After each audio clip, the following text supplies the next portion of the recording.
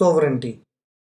Sovereignty sovereignty का अर्थ होता है प्रभुसत्ता, साम्राज्य, संप्रभुता, आधिपत्य, प्रभुत्व, प्रभुता, राजकीय सत्ता या स्वतंत्र राज्य।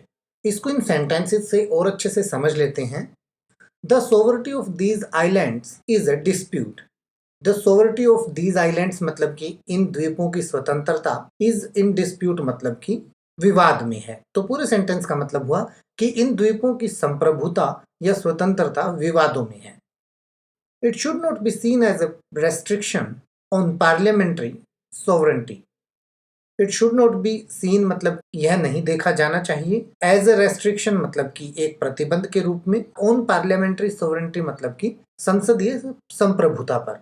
तो पूरे सेंटेंस का मतलब हुआ कि इसे संसदीय संप्रभुता पर प्रतिबंध के रूप में नहीं देखा जाना चाहिए।